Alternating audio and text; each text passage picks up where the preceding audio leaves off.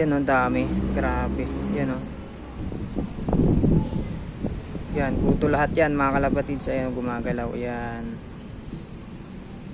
So, ang tagal nang hindi nakaligo nito kasi naglilimlim mga kalapatids. Ayan o, dami. Saan pa ba yung iba? Ito o.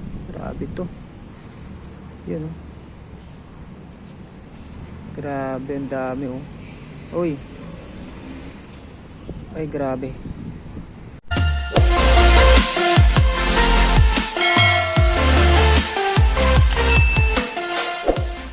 So, ayun, good day mga kalapatids.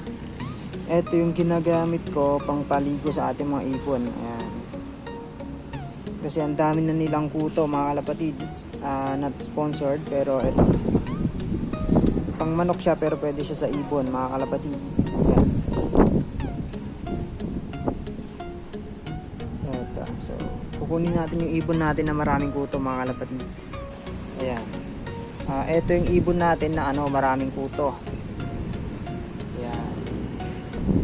Pero tapos ko na paliguan yung iba, ipapakita ko lang yung dito sa Ito mga kalapatids, ayan. Wait lang, hindi ma-focus. Pero ito yung breeder natin mga kalapatids, ayan. Ayan.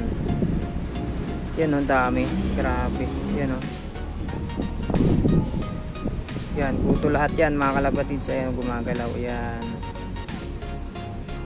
So, ang tagal nang hindi nakaligo nito kasi naglilimlim mga kalapatids. Ayan, ang dami. Saan pa ba yung iba? Ito o. Grabe to. Yan o. Grabe, ang dami o. Uy. Ay, grabe. So, ayan, papaliguan ko na mga kalapatids. 2,000 years later. Yan ang ibon mga kalapatids. Ayan.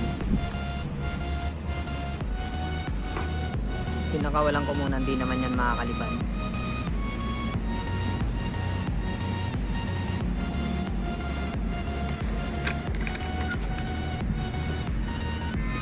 Ito, lugon pala mga kalapatids. Ito. Pero mga 3 years old na to.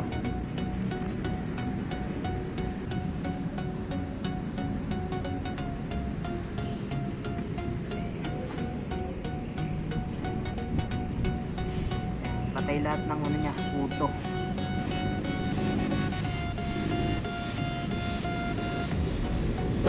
Ayun o. Nakakati kasi yung nyo ito eh. Yung buntot mga kalapatids. Ayan. So mamaya huliin din natin, mamaya lumipad eh. Hindi butcher to.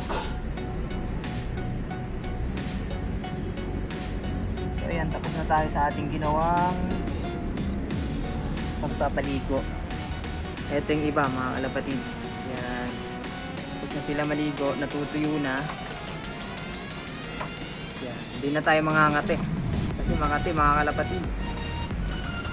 Yan. Gumagapang sila.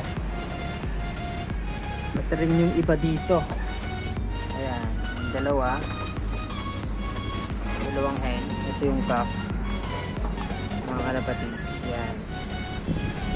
Pinaliguan natin sila kasi makuto sila mga kalapatids. Dami nilang parasites. So ito, yung buntot lang yung binasa ko. Kasi okay naman siya. Konti lang.